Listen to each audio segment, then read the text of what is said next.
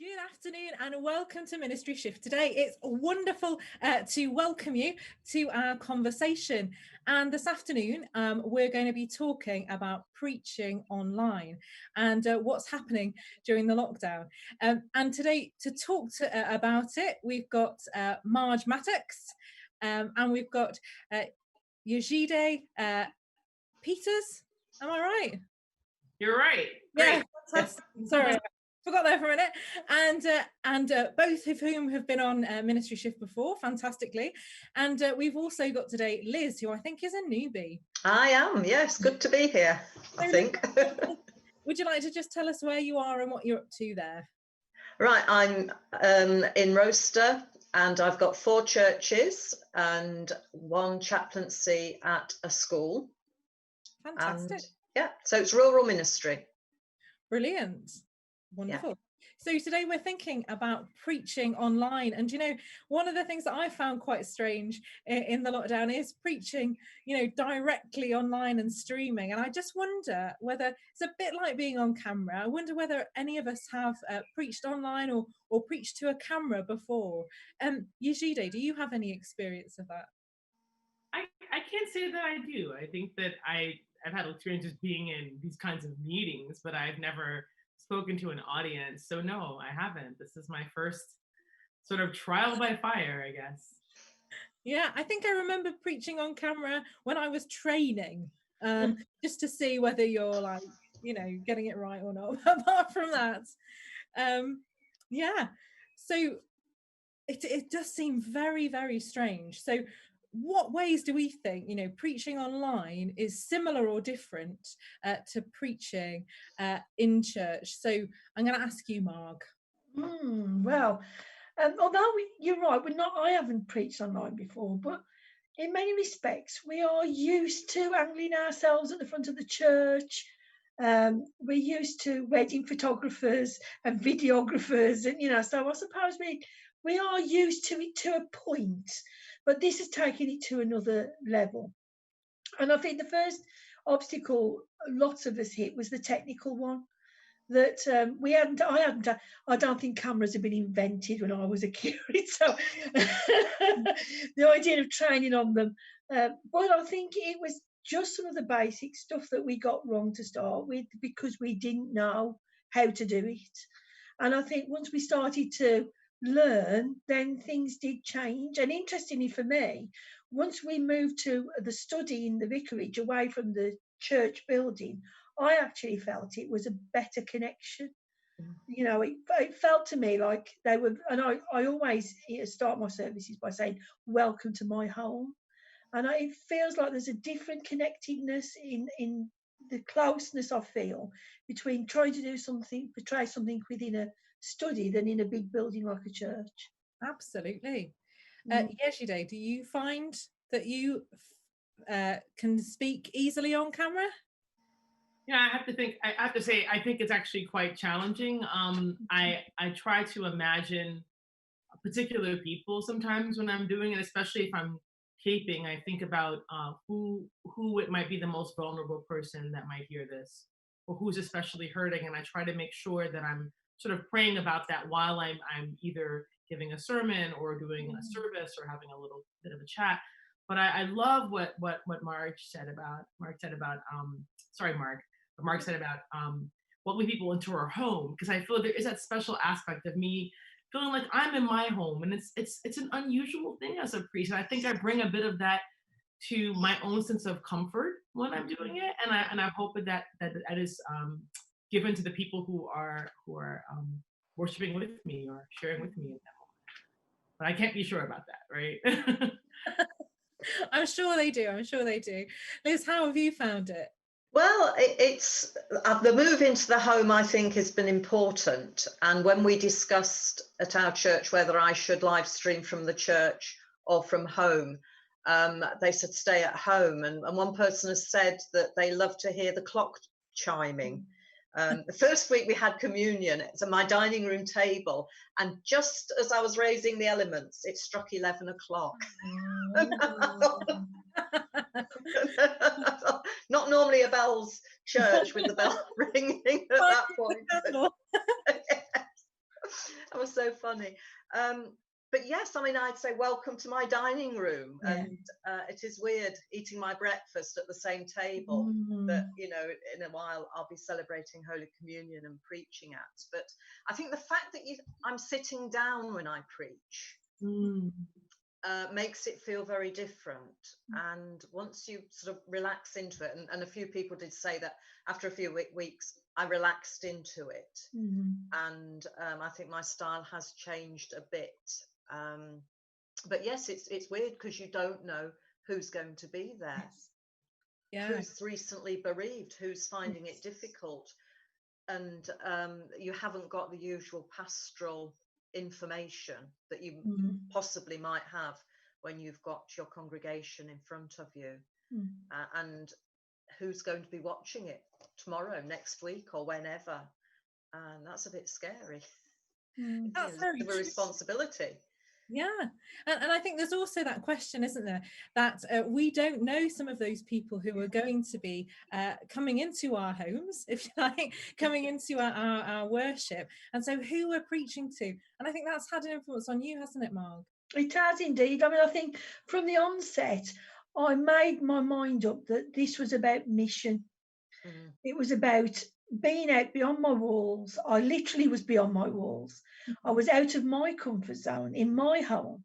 And a bit like we were saying, because you don't know who it is who's going to be stepping in to listen to you, then it did greatly affect the whole process of what I was going to deliver. And so it's an hour long, but the first 30 minutes is just music, and people can listen to that, they can dip into it. And it just leaves half an hour for the service bit. So it means that the sermon in my services are really quite short, actually, and more like a kind of thought for the day, maybe. But it's been very interesting, and that has been followed up by my lay reader, who has then added to it some further thoughts, questions that people might want to consider after the service. So it's kind of a tag team. So is that part of the service then? You preach and then your lay reader sort of suggests some questions? No, what I do suggest, point to, is that on the website you'll find further thoughts, further questions, something you might want to do in your personal thoughts and prayer time, but it might be something you want to discuss around a table or in a living room. You know, they're not highly sort of spiritual questions, but they're questions that are about bouncing off the main themes that we might have had that day. Fabulous. So that sounds like your teaching has changed quite a bit, shortened, and maybe a little bit more direct. And how have you found that, Liz? Have you changed the length and the sort of direction, as it were? Yes, I think I've become shorter and more snappy, aware that it's a mission opportunity. So I think my preaching has possibly got a little bit more evangelistic, as well as offering comfort and hope to those who are finding it tough at the moment. I was also struck by a conversation that Ian Paul, a video Ian Paul did of interviewing, it was a conversation he had with a pastor from the States, I think. And that really struck me as we do have to be different online compared to, it just doesn't travel from the church into your living room and so on. So I found a challenge to be succinct and speak well, and I think let my personality come across and hold people that way, and still have a little bit of depth there, because my concern is if we go too light and frothy, then what are we feeding people? So that's going to be the challenge. If I think that's a challenge when we move forward. It is I think right, and feeding our flock. Yeah, definitely. Yejide, have you found that you've changed your style? Well, I think that I think I'm still me, but I do think that there are some fundamental changes that had to happen, and one of those is when I'm in the space inside the church, I rely on all kinds of nonverbal cues to let people know that I'm present and listening or welcome or praying or whatever that might be. And I really do find that I'm having to do a lot more verbally and physically with my face and the way that I am present in a way that I probably don't when I'm in the congregational setting inside of the church building. The other thing is I'm very keenly aware that I have had a number of people, actually many people who are not part of my community, many people who have left church completely or maybe never been to church, who are tuning in, particularly because I'm from a more secular part of the United States and I have friends who are not religious and their friends or friends or friends or whoever, they see that you're live and they come and they're there. I think that I've been watching lots of other women ministers who are doing this in other contexts and saying, well, how are they engaging people? So I find myself now, I actually say the names of the people who come on, like, oh, hi, Lisa. Oh, hi, Tom. Oh, hi. And like, I think it's actually one of those ways to connect. If we were in the space, they would see me and know that I have love for them. But those small things, I think, are critical to making that leap across what really is an artificial way of communicating. And I want to do it in a way that's true to who I am as a woman who's a minister and not sort of a way, like I'm a business person leading a seminar. So I'm really just trying to try things out and see how they feel and if people are connecting or not. That sounds fantastic. One of the things that I did for a few weeks was when I was preaching, I would put up pictures so they wouldn't see me, they'd see things that linked to my sermon, and it went down well. It's a bit time consuming, so it's really not going to happen every week, but these small changes, I think I will try and make sure that there are more visual images, like literally visual rather than, you know, mental images that I suggest in my preaching in future. But I wonder what other things that we've learned about preaching we might take into our post-lockdown world. And I think this time I'll start, Yejide. I think one thing that's become clear to me is I didn't realize how important the preached word was to people and that they felt that and it was important to them. Some of my most senior people who are not technologically savvy, we have to send them a transcript of the sermons. And, you know, one week I just said, well, they won't mind. I'll just send them the order of service.